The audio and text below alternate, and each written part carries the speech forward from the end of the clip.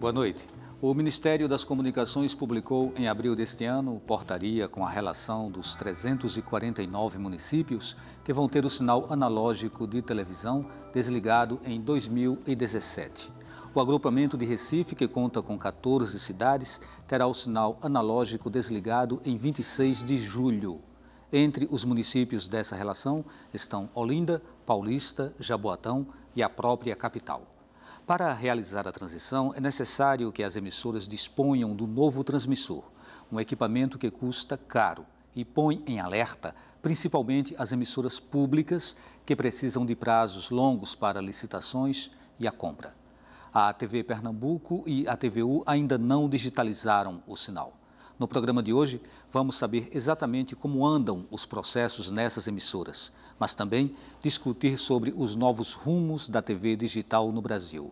Como fica a programação das emissoras públicas e de que maneira a população poderá interagir de forma mais efetiva na produção de conteúdos e controle da programação.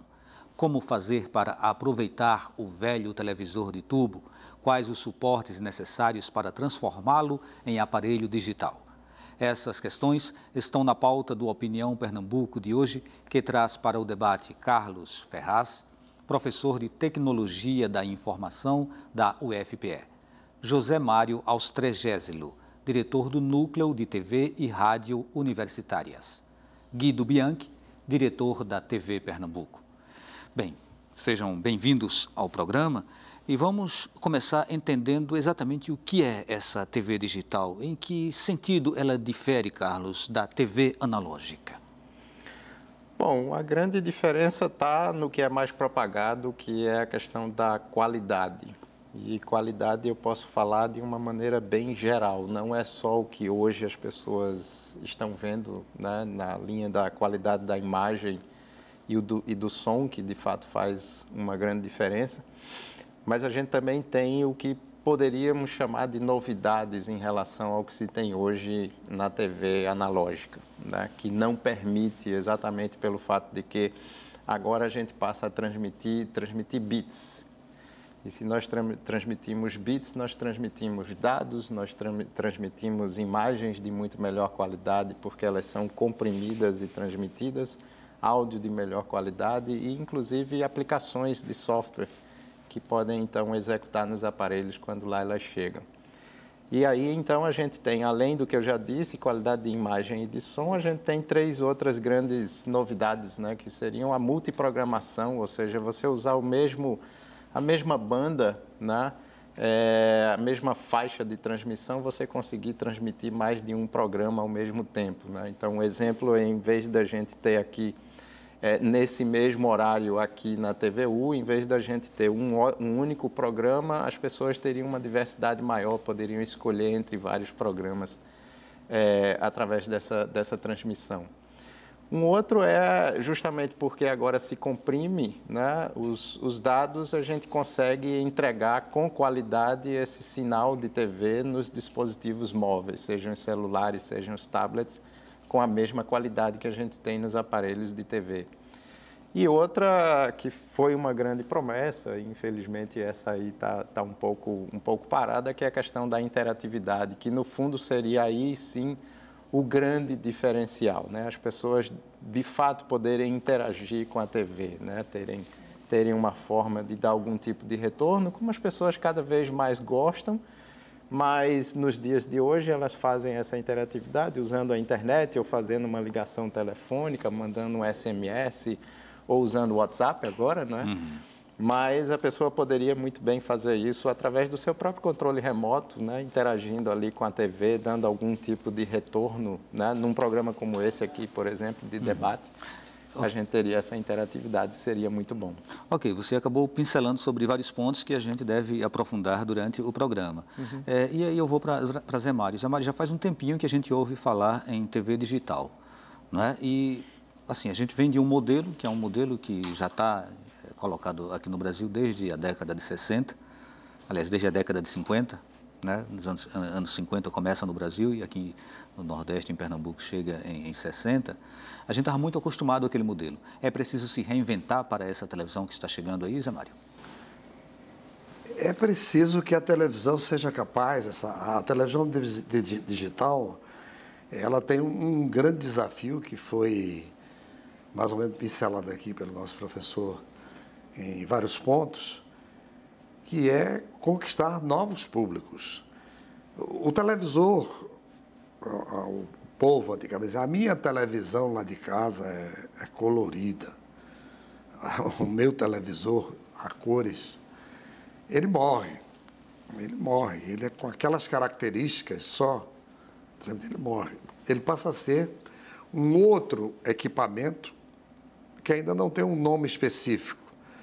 Não é um monitor de computador, não é uma tela de celular, é tudo isso junto. Por isso é que a televisão foi perdendo, a televisão tradicional da sala de casa foi perdendo espaço, principalmente para o público jovem, por conta dos instrumentos móveis que captam a imagem de televisão e que poderiam estar bem melhor ajustados em casa se a interatividade tivesse caminhado. Então, essa nova televisão, ela não é só uma televisão de melhor qualidade de imagem e de som e de alcance. Não é? Ela tem um alcance muito mais preciso do que o analógico, porque ela não fragiliza nem som nem imagem. Até onde ela vai com qualidade.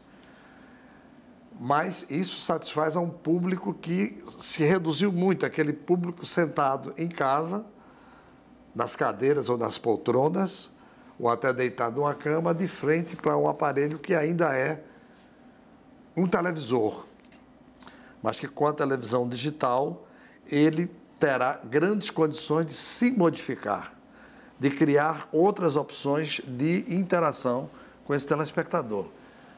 Eu acho que melhorar a imagem é muito bom, melhorar o som é muito bom, garantir a continuidade é muito bom, mas muito bom mesmo é quando a gente conseguir recuperar esse forte apelo, essa forte capacidade da interação. Isso aí é que é muito bom. E a questão da multiprogramação é uma outra grande opção que a TV digital oferece. Imagine você está ali naquele mesmo canal, você pode ver outros programas. Então, é essa televisão que o público ainda não está entendendo bem. Está pensando que vem aí uma televisão com a melhor imagem, melhor som, etc, etc. E a pergunta que eu faria para Guido é pegando o gancho exatamente nessa sua provocação. Então, eu vou reprovocar. Você disse que o público ainda não está entendendo bem. E quem faz televisão está entendendo bem o que está vindo por aí, Guido? Eu acho que do pessoal que é do ramo, que fazem televisão, acho que estão começando a entender bem. Começando. Né? Mas não sei se todos estão aceitando bem os novos tempos. Muda a lógica de produção muda também, a lógica, né? De programação.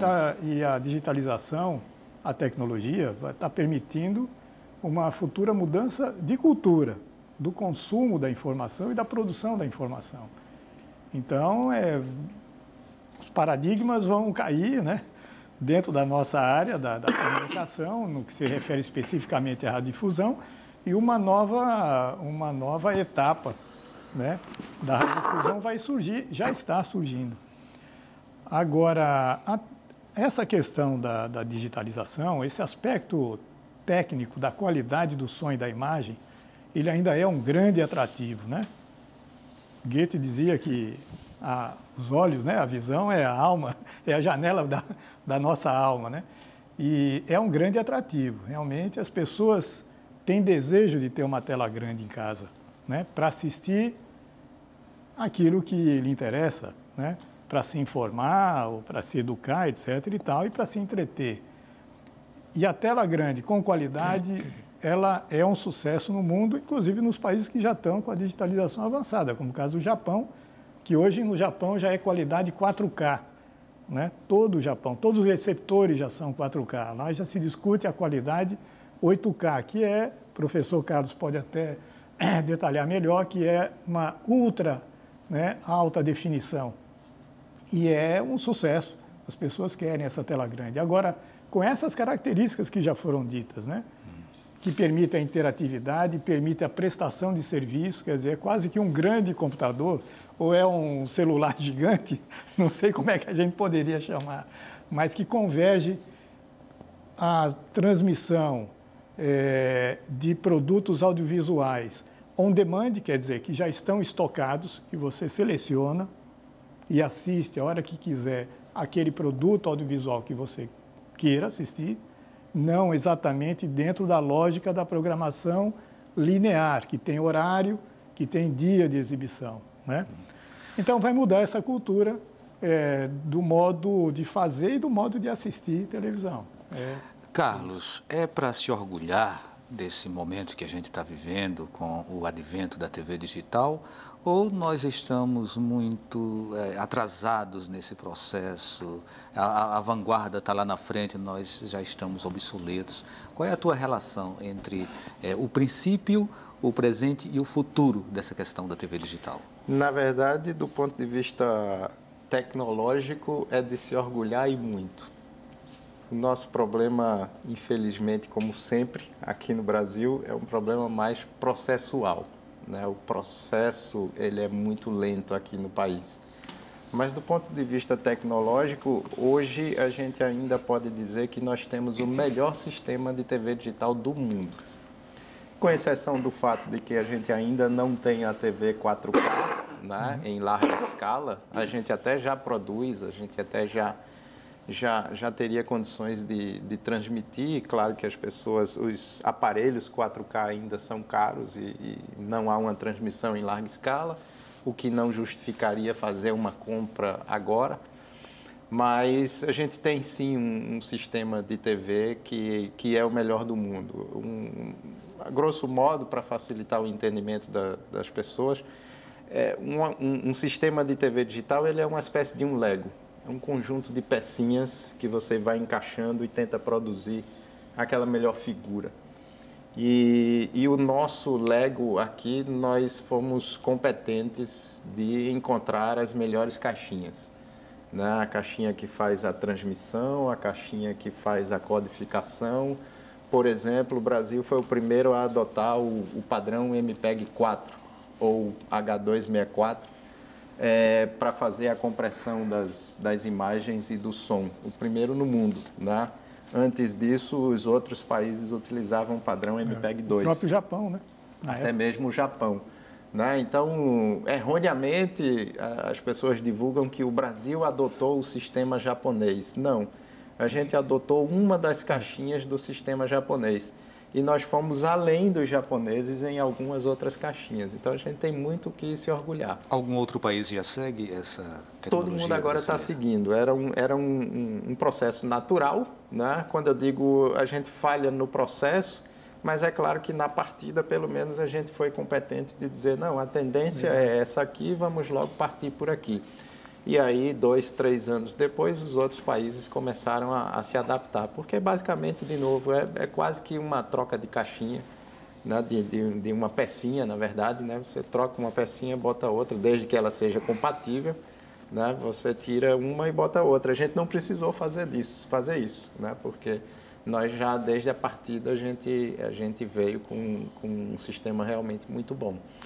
Ok, então vamos lá, né? No dia 26 de julho, nós temos aqui várias cidades, a região metropolitana, né, inteira. Então tem Abreu e Lima, Araçoiaba, Cabo de Santo Agostinho, Camaragibe, Igaraçu, Itamaracá, Ipojuca, Itapissuma, Jaboatão, Moreno, Olinda, Paulista, São Lourenço da Mata e o Recife. Então, nessas cidades, todas o sinal digital vai ser desligado. A gente sabe que a o sinal analógico. A gente sabe que a grande maioria das emissoras particulares, as comerciais, elas já estão bem avançadas, já estão com o sinal digital funcionando. No caso das públicas, nós temos esse problema, esse gargalo. Então, Zé Mário, qual é a situação hoje de preparação da TV hoje, que tem como mantenedora a UFPE, para a digitalização? Vai se conseguir resolver todo o problema dentro desse prazo, que agora é muito curto? Olha, dia 9 agora de dezembro, eu vou completar um ano de gestão aqui. Apesar de ter dirigido há quase 30 anos atrás a TV universitária, ainda em preto e branco. Tá? E quando eu tomei pé na situação toda da televisão, uma das coisas que mais me assustou é que não tinha havido ainda nenhuma medida tomada em relação a esse processo. Então eu pedi imediatamente uma reunião com o reitor, professor Anísio Brasileiro, o pró-reitor de Comunicação e Tecnologia da Informação da Universidade Federal, professor Décio Fonseca, levei o nosso engenheiro técnico e levei também o nosso pessoal de administração e expus o cronograma como estava crítico, porque a informação que mais me assustou não foi de que nós não tínhamos dado nenhum passo ainda, é de que os fabricantes precisam de pelo menos 4 meses para fabricar e 1 mês para instalar. Então, conte 5 meses. Quando eu expus isso para o reitor, o professor Anísio Brasileiro, ele disse textualmente, não podemos correr esse risco. Pegou o telefone e ligou para o pró-reitor de planejamento e disse, estou aqui com o pessoal da televisão, e expôs o problema, e eles estão indo aí para a gente resolver isso. Essa verba tem que sair de qualquer lugar, nem que a gente tenha que interromper obras. Mas nós não podemos correr esse risco. Então, daí para diante, esse discurso de prazo de fabricação, prazo de instalação, eu tive que vir fazendo na cadeia, ao contrário, dentro do processo decisório da universidade. Fiz para o pró-reitor de planejamento. Depois, quando tudo ficou resolvido e que foi feito, encaminhado o projeto que já estava pronto, nós fomos agora para a procuradoria. Imagina os procuradores com a formação em tese jurídica e toda a preocupação com o serviço público. Nós levamos toda essa questão nova para eles. Então, foi realmente o passo mais árduo que foi dado até agora, foi sair da procuradoria e encaminhar os processos que já estão em fase de licitação, e nós esperamos que até o final desse mês nós tenhamos já a indicação das empresas que tenham sido indicadas para realizar o serviço, ou a empresa ou as empresas, que são 3 processos. Então, Zé Mário, nós estamos em fase de realizar. Vamos fazer o seguinte, a gente chama o intervalo, o próximo bloco, aí você complementa, okay, né, você completa a sua resposta. Então a gente volta daqui a pouquinho.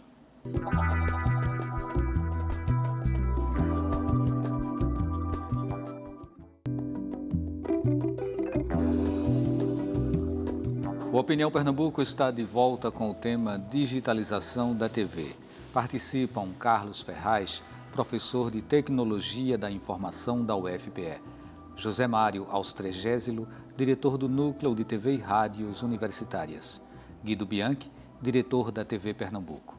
No bloco anterior, a gente colocou para Zé Mário a pergunta sobre o cumprimento dos prazos para a digitalização da TVU. Da licitação até chegar lá, falta muito, Zé Mário?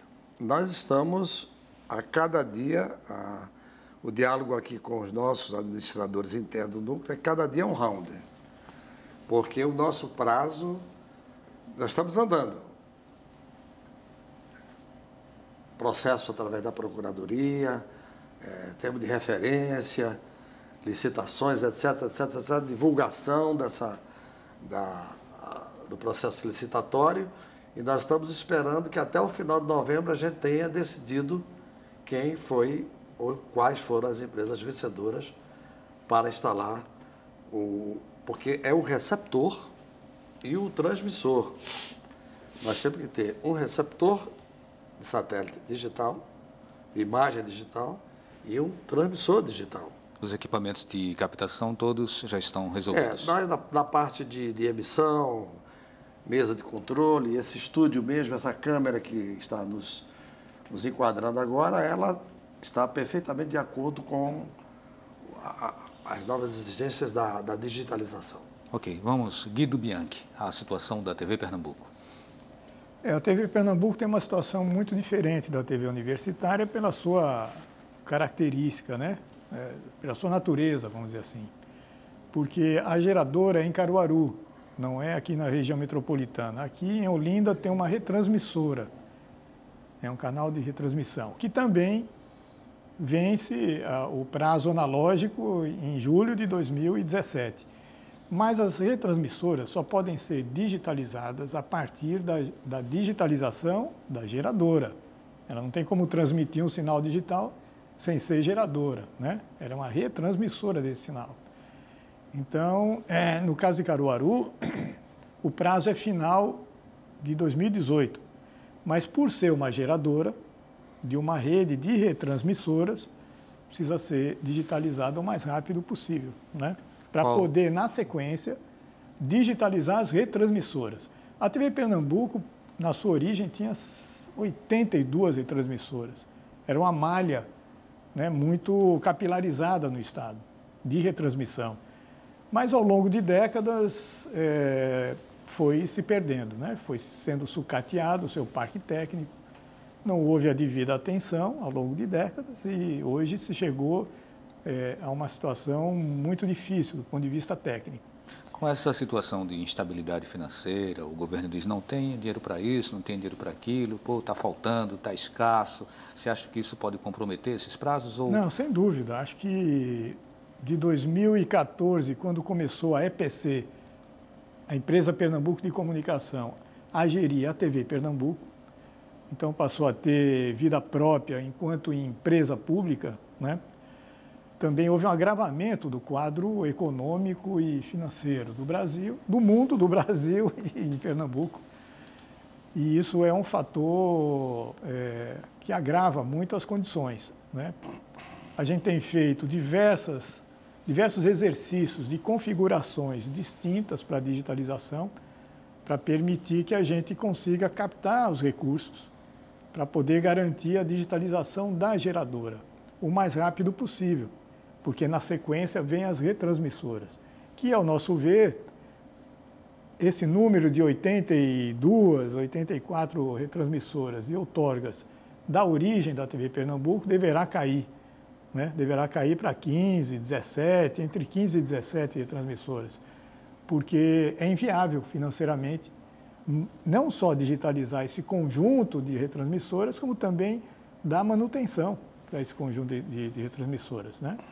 Você precisa de todo um aparato, não só de material humano, né, de técnicos, mas também de peças, de sobressalentes, etc., né? Questão de segurança, nos locais de retransmissão, enfim. É complexo hoje diante do quadro dos recursos, né, do quadro financeiro que se tem à disposição. Carlos, pode haver misericórdia no caso de alguma emissora não conseguir cumprir esses prazos que estão colocados pelo Ministério das Comunicações, pela Anatel? A princípio, não. Mas nós já tivemos aí um primeiro caso, né? Essa situação do desligamento do sinal analógico, ela já vem acontecendo, né? Como você bem lembrou, aqui em Recife vai ser em junho, né, julho do próximo ano, depois Caruaru lá em final de 18, mas o processo de desligamento ele já começou a acontecer no Brasil, né? Algumas cidades já vêm desligando e tendo o sinal apenas digital.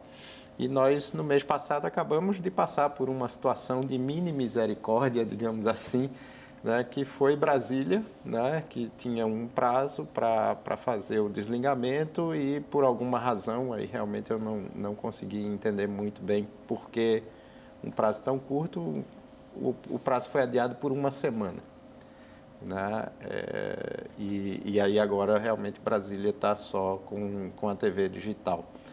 Então, a princípio, não, né? Mas é claro que tudo é sempre verificado, né? Tem uma série de parâmetros que precisam ser checados. Você vê com preocupação essa questão das públicas? Eu vejo.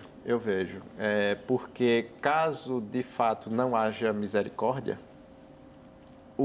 a penalidade que se tem é a perda da concessão. Né? E com a perda da concessão, obviamente, um processo de retomada dessa concessão seria muito penoso, né? E, obviamente, a simples perda de concessão também seria muito ruim para o público em geral, né? Porque seria uma opção a menos, né, de programação e que, em geral, a gente vê nas TVs públicas, até por uma necessidade de diferenciação também, a gente tem uma programação muito mais cuidadosa, não é? E, claro, o público precisa também desse tipo de programação, né? E não uma programação pura e simplesmente popular, como é o que a gente vê nas TVs comerciais. Quando as televisões surgiram, a marca era sempre muito associada à numeração do canal, né? A gente tinha o seletor de canal e havia uma precisão muito grande. O 202 2 é TV Jornal, 11 é TVU, tanto é que muita gente reconhece a TVU como canal 11. É canal 11. Essa nomenclatura, ela vai se dissipar com a chegada da analógica? Então vai ter que se repensar as marcas também. Vai mudar. Embora tenha mais um gol de placa, né, na questão do desenvolvimento tecnológico que o Brasil fez, que nós aqui conseguimos desenvolver uma saída, né, uma tecnologia que permite que, pelo menos por enquanto, até que depois a gente tenha muito mais canais, e aí as pessoas realmente vão ter que lembrar de outros números, pelo menos por enquanto, essas que já estão na cabeça das pessoas há muito tempo, né, como você bem lembrou, o canal 2, o canal 6, o canal 11, o canal 13 e assim por diante, na verdade, não são mais esses canais, né? E aí a grande sacada, e isso só existe nos aparelhos de TV fabricados no Brasil, através dessa solução que foi desenvolvida aqui no país, que permite fazer esse chaveamento, né? Então, quando a pessoa digita lá, eu quero assistir o canal 11 TVU, na verdade, quando a TVU estiver digitalizada, né, ela vai estar em outro canal. 40. No 40, né? E aí a TV automaticamente, sem que a pessoa perceba, faz com que aquele canal 11, na verdade, ele seja chaveado para o 40 para haver a recepção.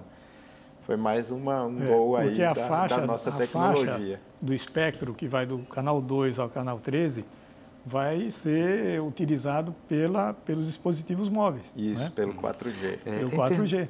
Exato. Em termos de competitividade do alcance do sinal, qual a sua expectativa, Zé Mário, em relação à TVU? Nós vamos ter uma qualidade de sinal semelhante à das emissoras mais potentes hoje daqui do estado? Sim. Uma coisa que me preocupa muito é a formação, porque mudou o equipamento e vai mudar a formação do que a gente chama do nosso técnico, mas também do nosso pessoal de produção, nosso pessoal de programação. A mudança, eu me lembro bem, e você é dessa época, quando apareceram as ilhas não lineares. Porque eram ilhas de edição em que os editores achavam que demorava demais. Quando a verdade não era essa, eles não estavam preparados para trabalhar com aquele equipamento. Então você imagine agora que nós precisamos, além de técnicos de televisão, nós precisamos de técnicos em informação. Não dá para debulhar isso aqui agora, mas na área técnica isso muda assim radicalmente. Quase todas as televisões, nós já estamos, bem pequenininho o setor, mas já estamos com o chamado setor de TI, Tecnologia da Informação. Porque tudo vai passar por esse pessoal. O câmera, o editor, os produtores, enfim, aquele naipe de funções que trabalhavam sem uma linha tão avançada como essa da tecnologia da informação, ele não conseguirá trabalhar. Ele não conseguirá editar, ele não conseguirá captar, ele não conseguirá nem sequer projetar uma programação com precisão se ele não dominar, dentro de cada função, a tecnologia da informação. Esse é um outro grande desafio, além daquilo que eu falei no primeiro momento, que é a conquista de novos... a conquista dos jovens. Por incrível que pareça, a televisão perdeu público. A televisão não ganhou público, foi perdendo público. como o jornal impresso perdeu, a televisão também perdeu. A televisão do televisor de casa, não é? Então, nós precisamos reinventar. E eu acredito hoje, por exemplo, na nossa área, eu sou dessa área, da área de produção, que a tecnologia da informação é a grande chave para que nós criemos o que a televisão precisa. Novos formatos de televisão. Basta de copiar. Eu acho que esgotou aquela máxima do Chacrinha, né? Que na televisão nada se inventa, tudo se copia. Não. Agora não dá mais para copiar, porque chegou uma tecnologia que a gente olha no horizonte e não consegue enxergar as possibilidades. Mas nós vamos competir em pé de igualdade com as grandes emissoras locais. A tecnologia por si só não vai ser capaz de mudar a qualidade dos conteúdos, né? Aí não tem jeito, né? Aí, as pessoas têm que se formar nessa como dizia o Gabriel Garcia Marques, há que poner talento. Então é preciso que quem produz, né?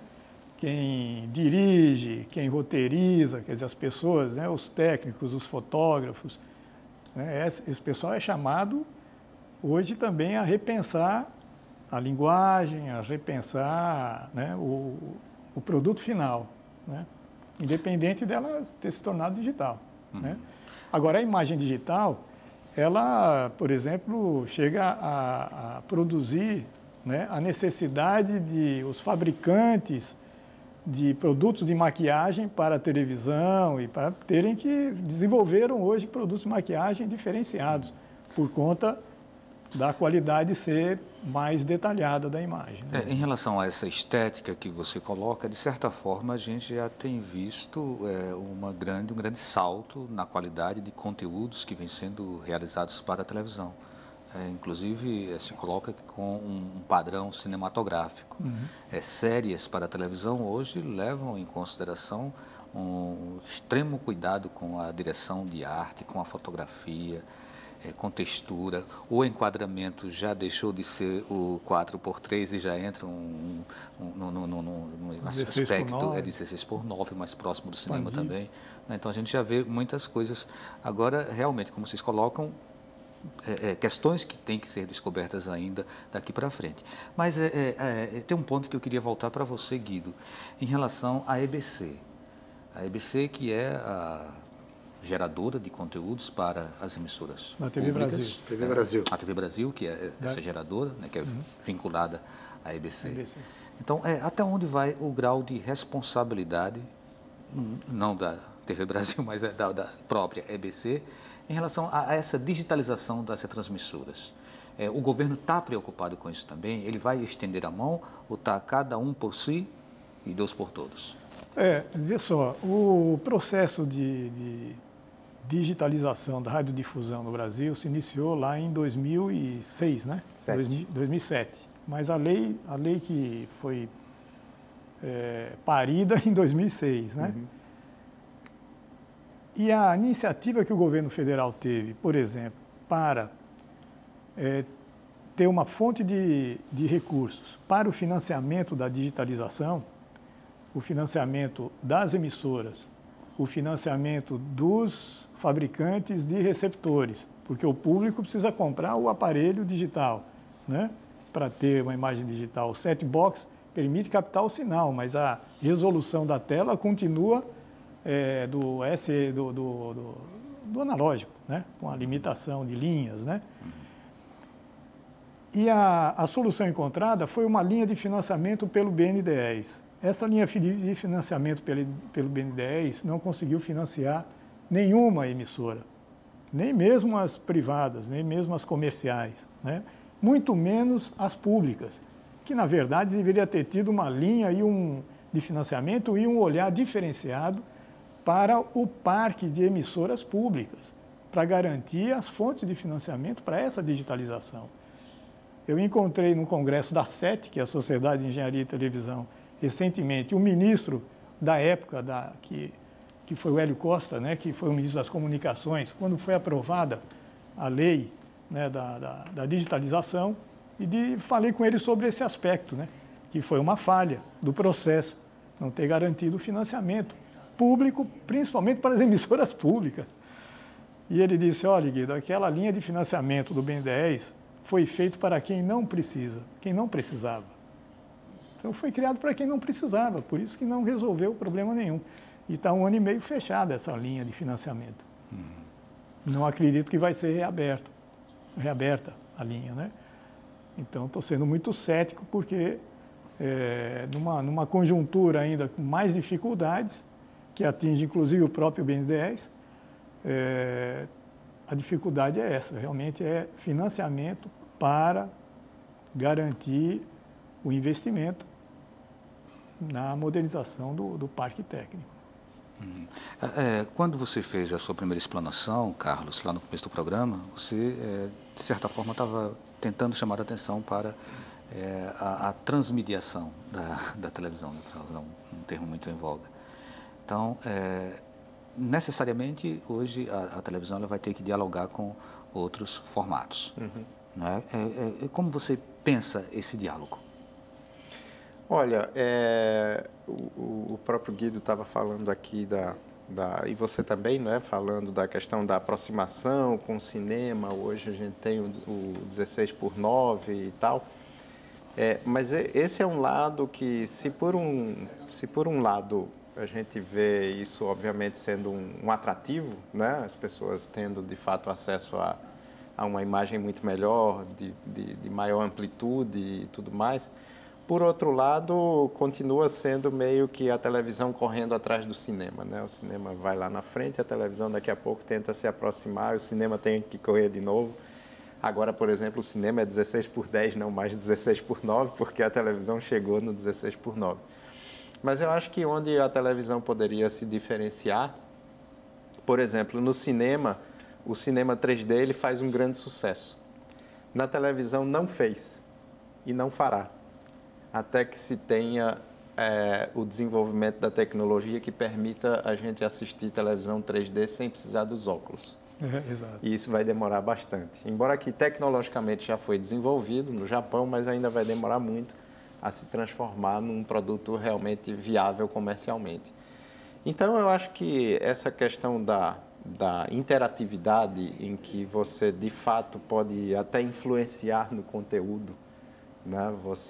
Como antigamente a gente tinha aquela coisa, as pessoas ligavam para decidir qual ia ser o final de um determinado programa, né? Se era A ou B, ligue aqui, ligue ali e tal, e tomar essa decisão. A gente pode fazer coisas muito mais interessantes, né? A partir dessa digitalização com a interatividade. E olhe bem que a interatividade ela não funciona muito bem no cinema, mas na televisão ela poderia funcionar muito bem. A gente teria realmente condição de fazer inovações, não é? Em vez de ficar copiando aqui, como o José Mário lembrou. Ok, vamos a mais um intervalo e daqui a pouco a gente volta falando sobre a digitalização da TV no Brasil.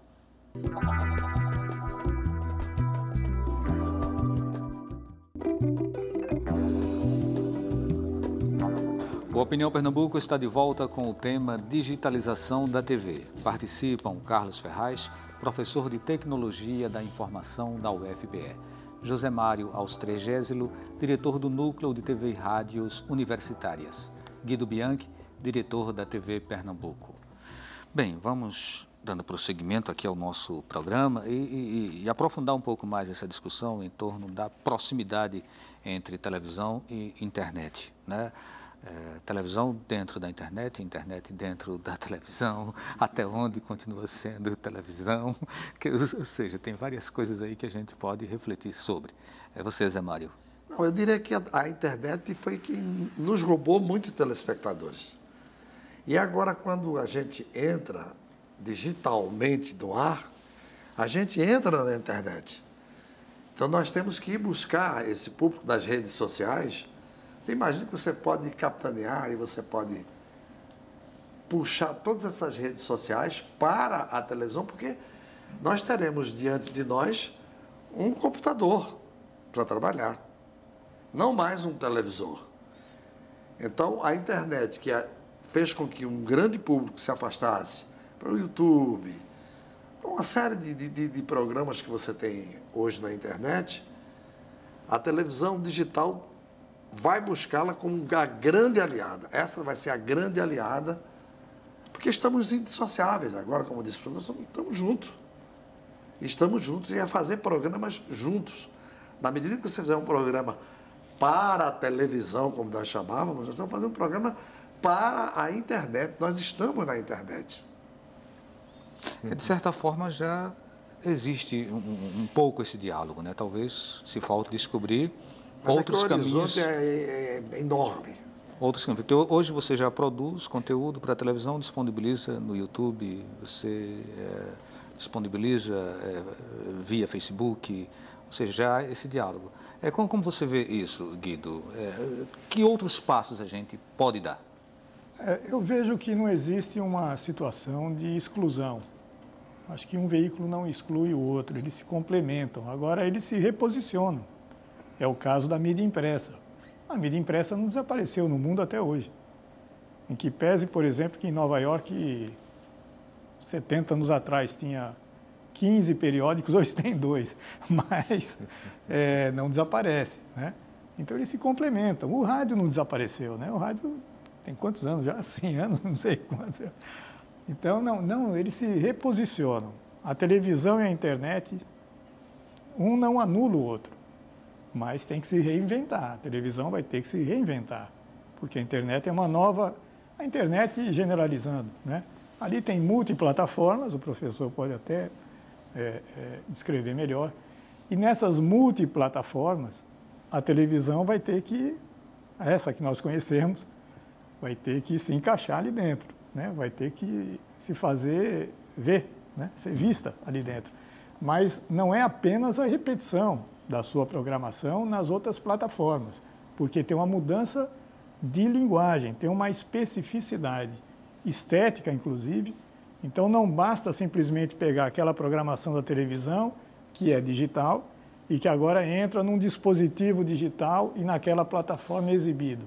Não, ela vai ter que fazer uma adequação, né, de ritmo, adequação estética, adequação de conteúdo, porque é um dispositivo diferente.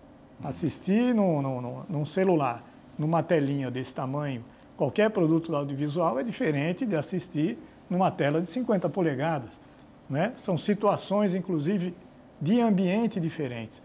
Numa pesquisa recente, da Cantaribop, que é uma empresa associada ao Ibope, que faz pesquisa sobre consumo de telas, mostra ainda uma presença muito forte da televisão, principalmente no horário noturno, e uma presença crescente do dispositivo móvel como fonte de informação, como tela de informação no horário diurno.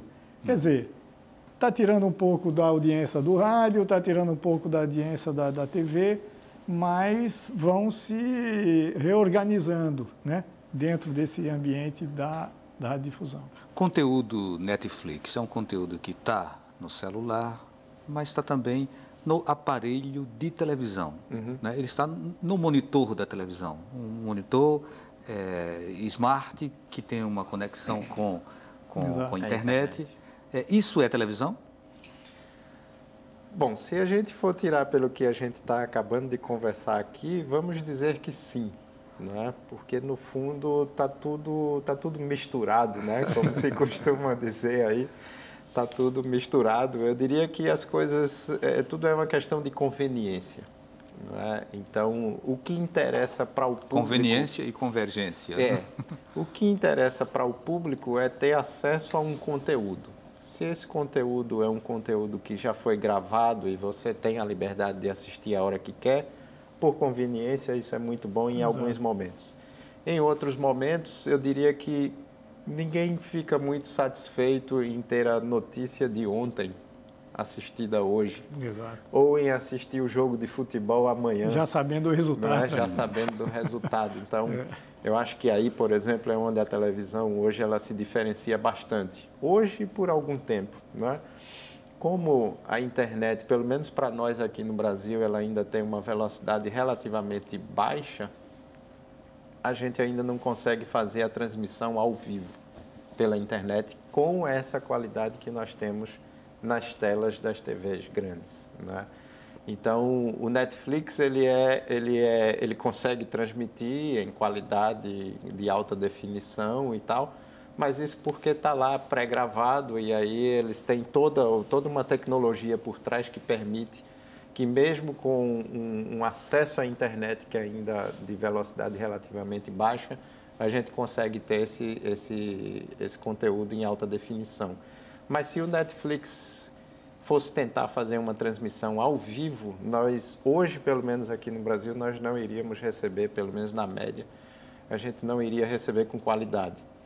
E sim, pela televisão a gente consegue. Então, eles se complementam de fato, né? Ou seja, na conveniência, no horário em que eu quero assistir um conteúdo ao vivo, a televisão, pelo menos agora, ela é o melhor caminho.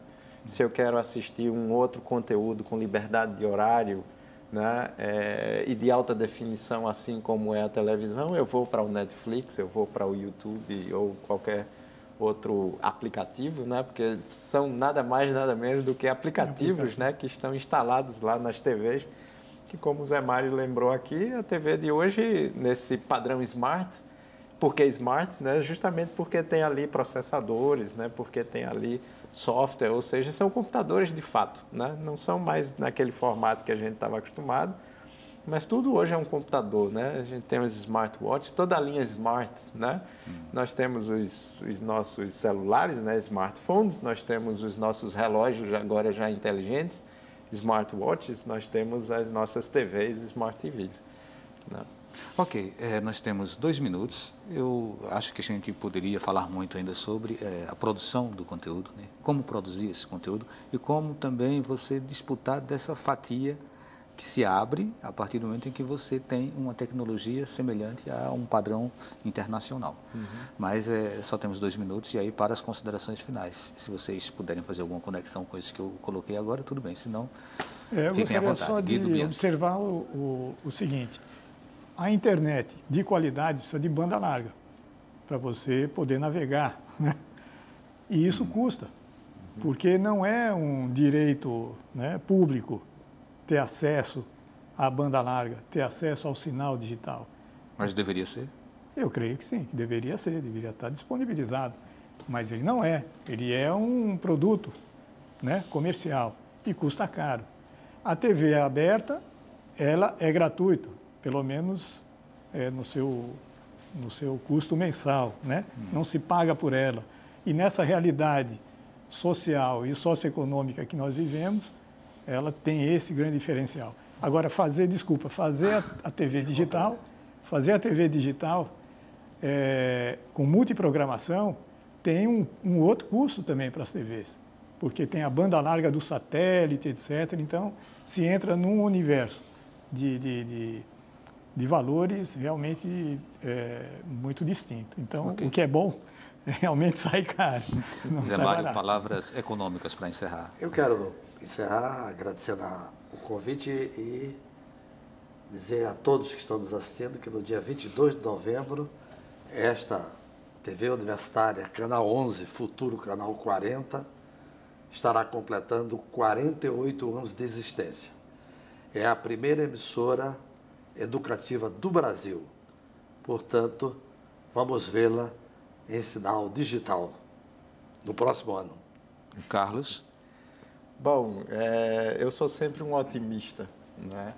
E aí primeiro eu queria agradecer o convite e claro, né, eu tenho muito otimismo aí com relação a todo esse processo de digitalização que a gente ainda está passando, inclusive em relação às nossas TVs públicas, né? Eu acho que a gente, de fato, deve lutar, né, com todas as forças que a gente tem, e eu acho que a gente vai conseguir, né, ter essa digitalização e ter diversidade em conteúdo. Ok, muito obrigado a vocês, obrigado a você que nos acompanhou também. O Opinião Pernambuco de hoje fica por aqui. A todos, uma boa noite e até o próximo programa.